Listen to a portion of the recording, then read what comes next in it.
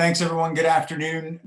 So I'll just preface everything with saying we have an 18-pound Chihuahua with an 80-pound bark. I think our kids have him corralled, but if he breaks loose, he may take part in the call as well. But I want to thank Armed Services YMCA first off for honoring Erin and I with the opportunity to speak to all of you today about the role of spouses in military life. And I think what you're going to hear from us are some pretty interesting ideas about that, and maybe how it changes over time, and how you could may think about it differently based on our experiences. And I'll just start off by saying that the role of the spouse in military service is absolutely critical, and we all know that, and we talk about it. I think what Luke described is one way of looking at it, and that is there's an inward facing or an internal role of the spouse to, as we always like to say, keep the home fires burning and keep the checkbook balanced and keep the kids up going to school and those types of things while we're out doing cool stuff, right?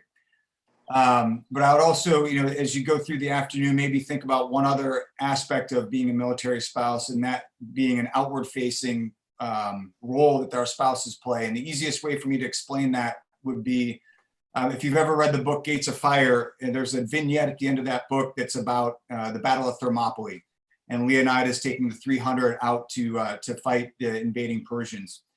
And there's a vignette at the end of the book, and what the vignette is about is there is a wife that approaches Leonidas before they leave Sparta, and she's upset because everyone's supposed to be honored by being chosen to be part of the 300, but she's upset because Leonidas only picked one per family from Sparta except for her family. He chose both her husband and her son to go, and she knew they wouldn't come back, and she wanted to know why. And the short answer from Leonidas was, I didn't pick any of the 300 because of their skill in battle. I chose the 300 because of the strength of their spouses. And I chose your husband and your son because I knew you were strong enough to handle it.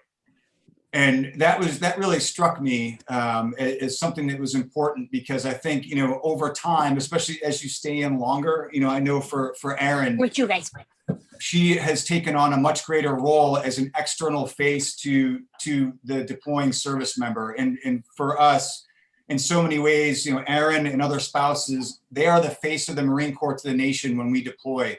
And they are that face that shows strength and determination while your family member is gone and serving overseas. So I would offer that up to you as something to take on, or something to think about, that, I think, we've been doing this now for 27 years.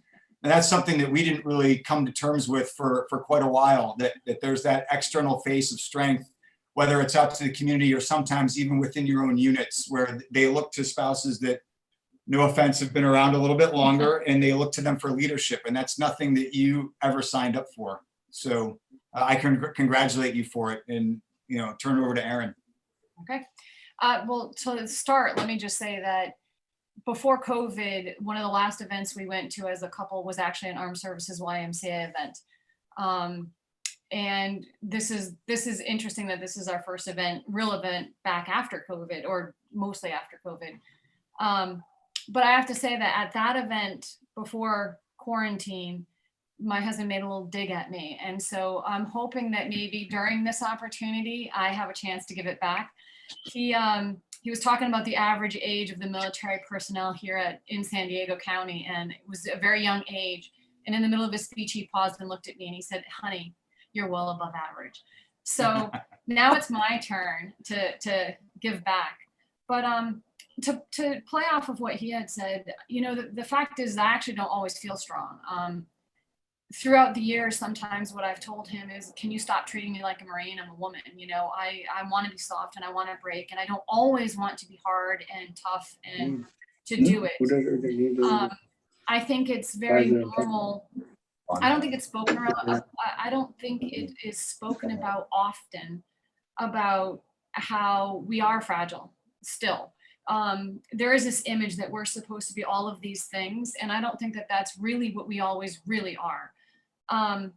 But I do feel like, as a spouse, I feel like we are an untapped resource for the military, Marine Corps.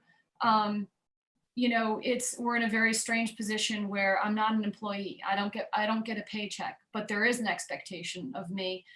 Sometimes that expectation comes from myself. But the Marine Corps does look to me, for mentoring roles and things like that. So I feel like we have a power, we have an ability to do great things.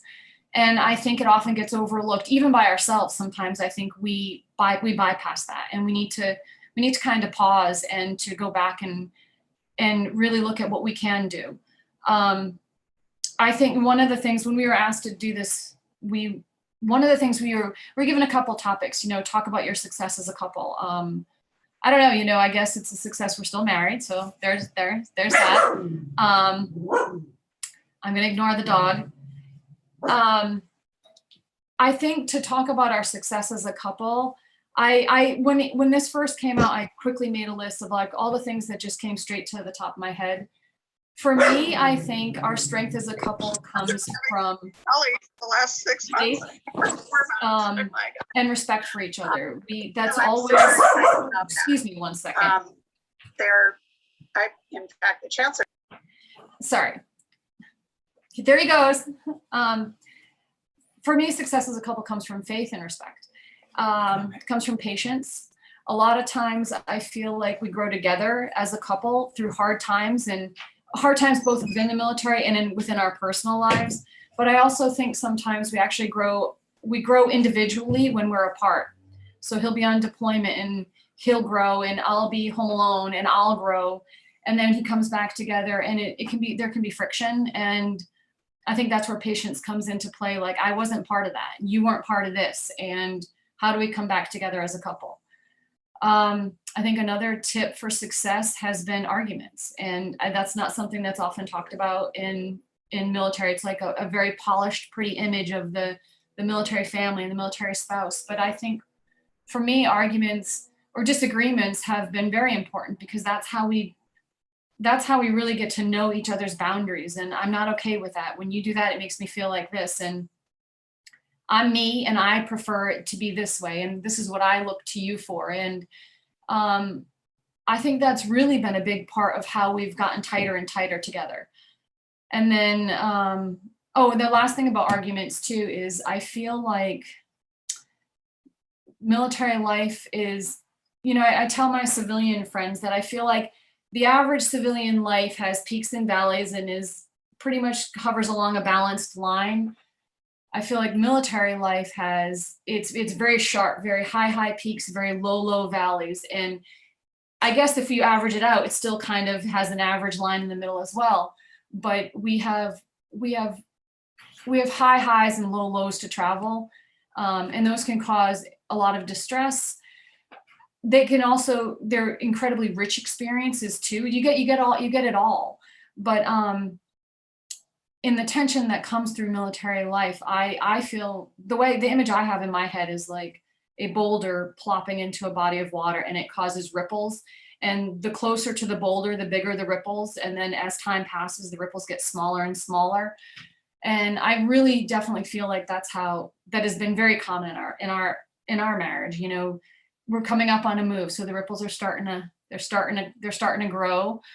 But the goal is to make sure that the old ripples are gone before the new ripples start coming, and keep your boulders as far apart as you can. And I think that's just all how you grow as a couple.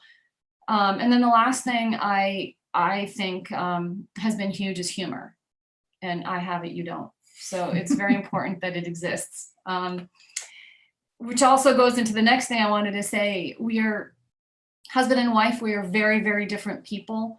And I think on our bad days, we use our differences against each other. But on our good days, and the ideal way to work together is to use our differences to complement each other. And it's hard, on days when he really gets under my skin. It's one of those things that I think about. Like, I try and look at his positive attributes and the good things he does and the good things he does bring to the family. And I kind of think that that's where I actually come in, is to soften out the hard edges. That, for him to be intense and driven, that means he's not soft and gentle. And so that's where my combination really kind of makes it a tighter team. Next thing I wanted to talk about is, if I had advice to give to spouses,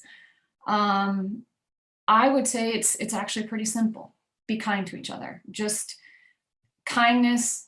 I've seen some ugly people. I've seen some ugly things between spouses, and it's, I feel like spouses come from all walks of life. We may not have anything in common except the military. But the fact is that in this situation, the military is what's most important. We need each other. We're a community. We need to have each other's back, and we need to support each other. What else do I have written? Oh, I also think too, you are the one that plays the role. You are the one that has the power to make change and to make it be different. Wherever you're stationed, wherever you move to, you don't have to look to somebody else. You look within your own self. What role can you play? And I also think, do have the courage to do what others don't do or others won't do.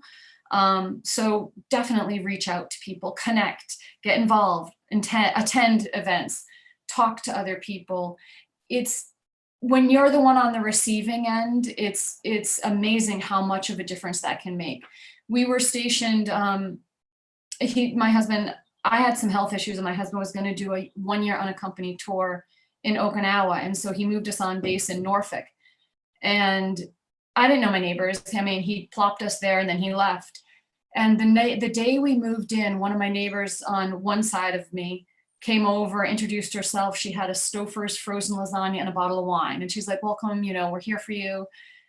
And then a couple days later, when he left, the neighbor on the other side, I came home from dropping him off at the airport to go. And there was just a little batch of flowers tucked in my door handle. And it's amazing. Those are small things, but it really makes a difference when you get to receive it. So don't wait, be the one that does the giving. One last thing, I think two last things. When it comes to moving, what has helped us with moving? Besides alcohol, that has helped a little bit. Helps a lot. I used to feel like when the first move we made, when it was just him and I, it was pretty simple. I feel like we had just a handful of things to sync on our new place.